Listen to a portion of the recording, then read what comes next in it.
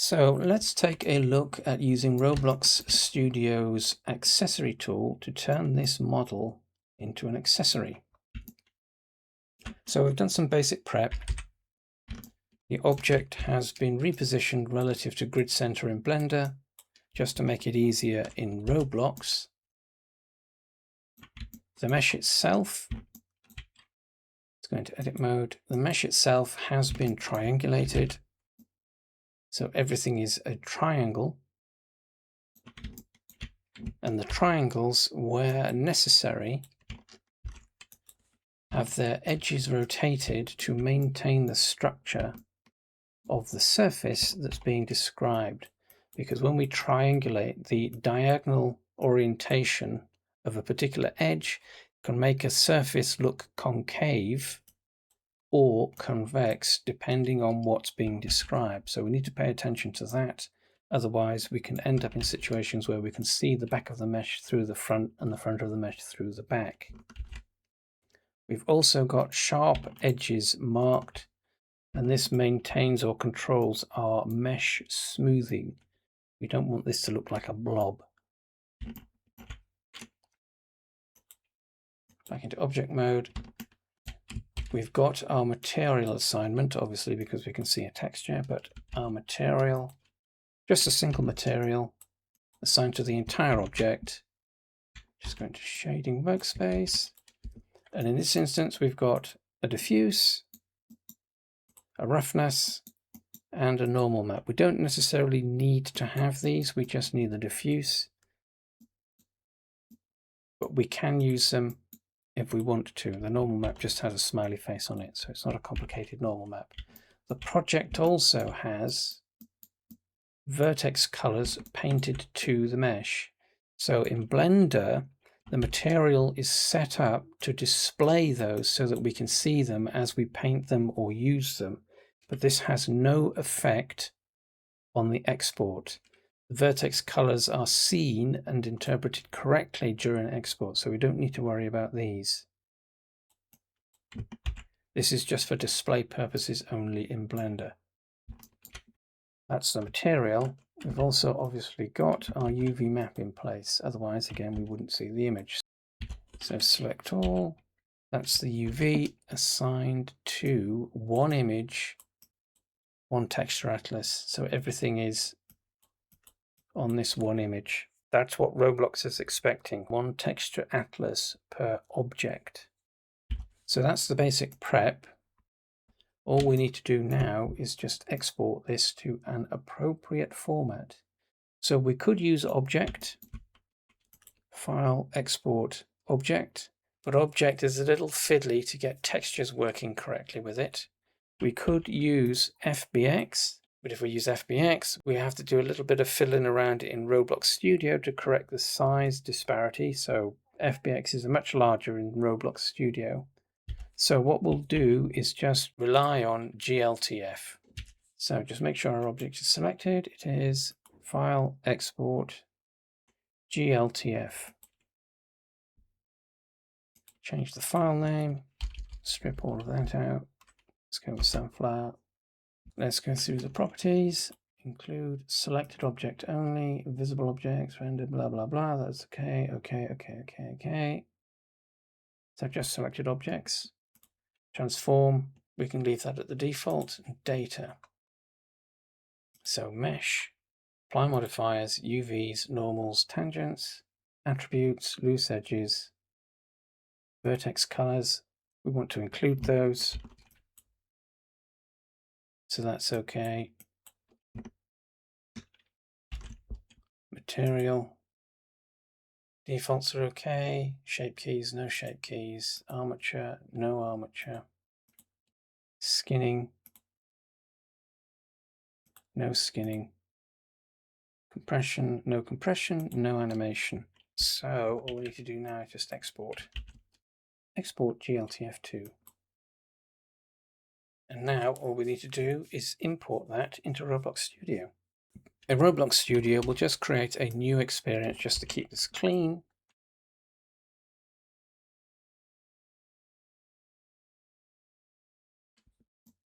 There is our base plate.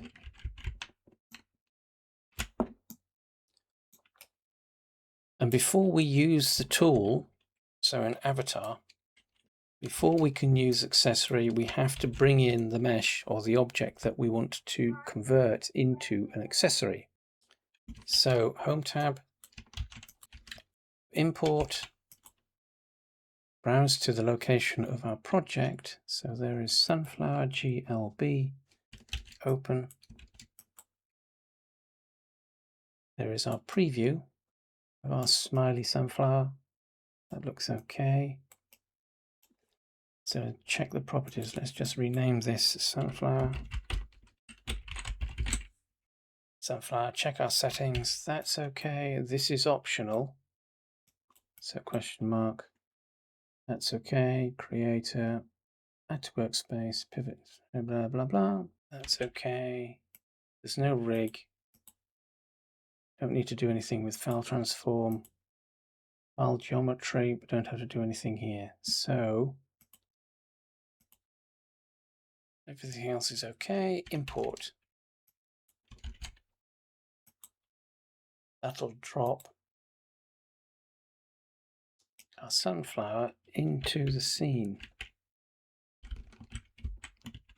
There it is.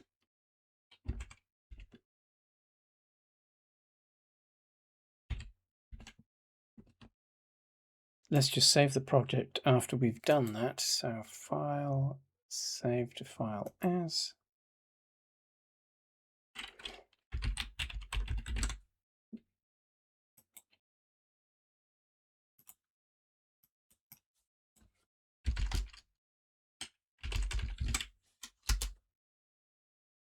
Right, now that we've got that saved, we can turn it into, or convert it into an accessory. So, Avatar tab, Accessory Tool,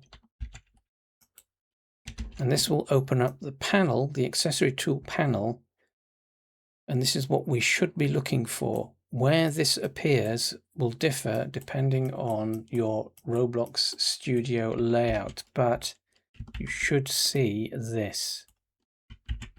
So what we want to do here is select our object. I want to change the name actually, so let's go into the Explorer. Slow click, sunflower.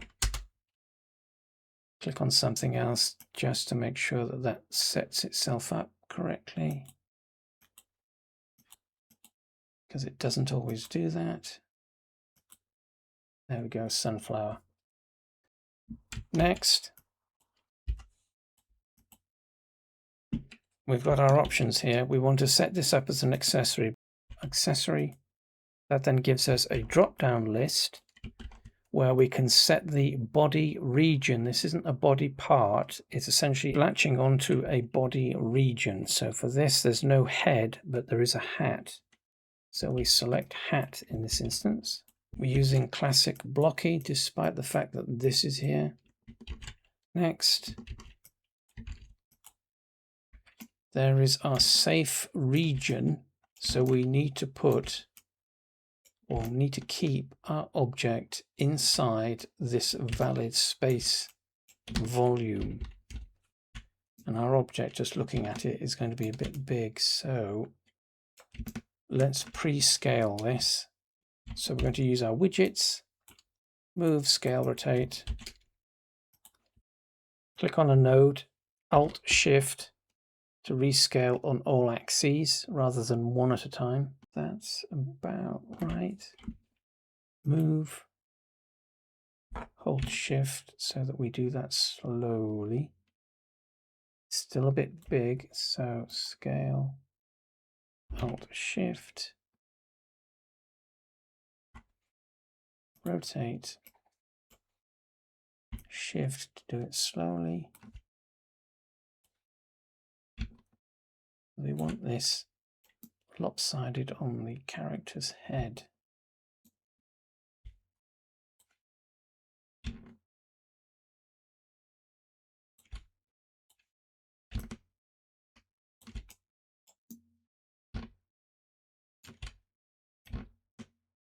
Like so. Have to be very careful about maintaining because the thing that we have to be aware of, and this is actually quite important, let's go back to Blender for a second. So one of the reasons that this was recentered relative to the grid is because Roblox defines the object based on its bounding box.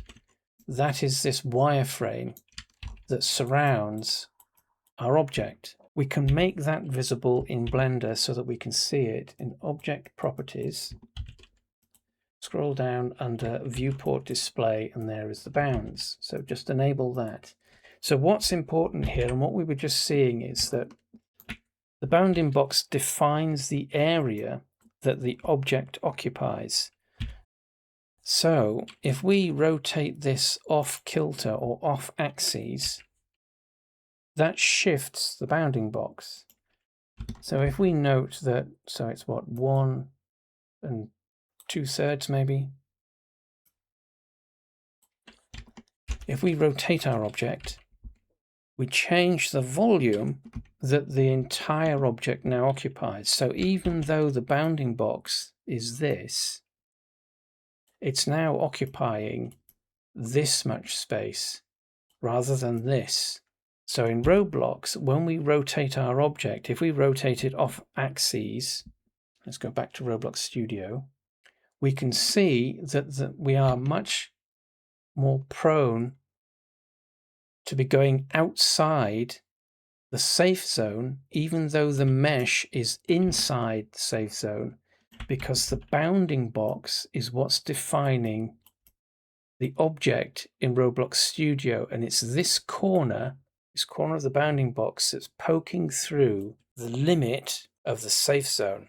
This is why our objects can look okay, they can look safe, because we are just looking at the mesh, but Roblox is looking at the entire object based on its bounding box. And it's the bounding box limits that define whether something is in the safe zone, so that's this blue box, or not. So we need to keep an eye on that when we are manipulating our objects. So we're happy with that. So all we need to do now, we can see a preview, teeny tiny on top of his head. All we need to do now is click on Generate Mesh Part Accessory. So once we're happy with the positioning, and again we're making sure that we are in the safe zone,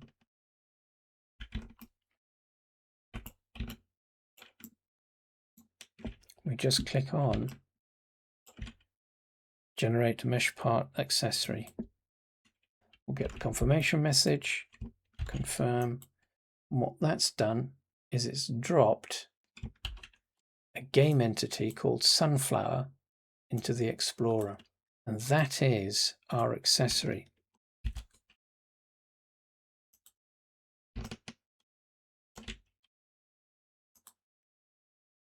So if we expand the options, so the mesh is now called handle, and within that we've got various sub-elements, and the important one is the hat attachment point. So we can test this now by just dropping in a character.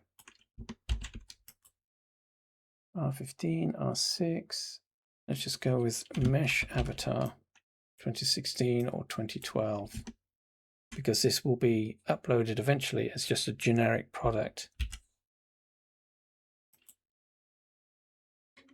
And to test, so there's the rig, let's just move that closer to the camera.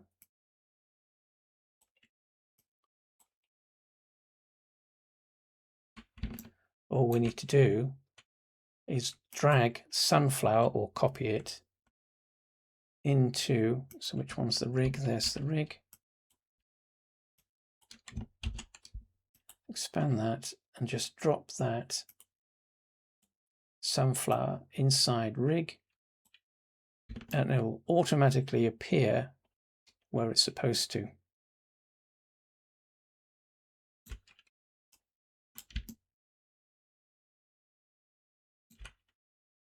Now, ideally, that looks a little small, but we are limited by our object having to remain in the safe zone. So we can't change the size or the scale of this. It has to be the size that it is.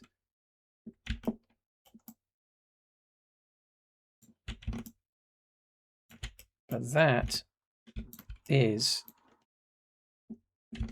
our flower pot model set up as an accessory. And the next step would obviously then be uploading this as a product.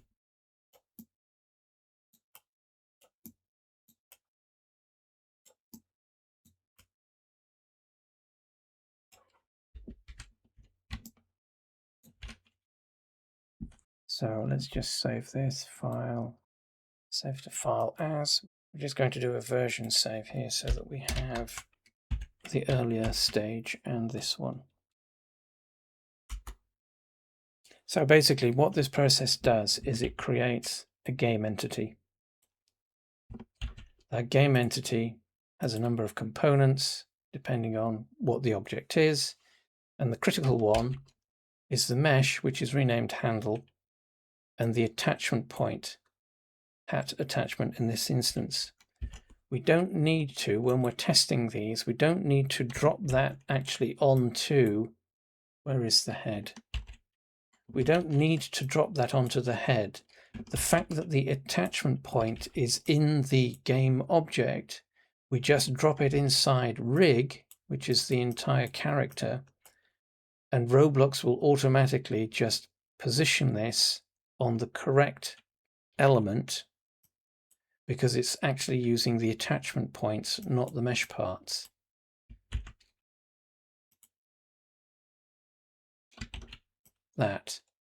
That's what it's using, but we don't need to actually drop sunflower on top of the head. We just drop it into the rig and it'll auto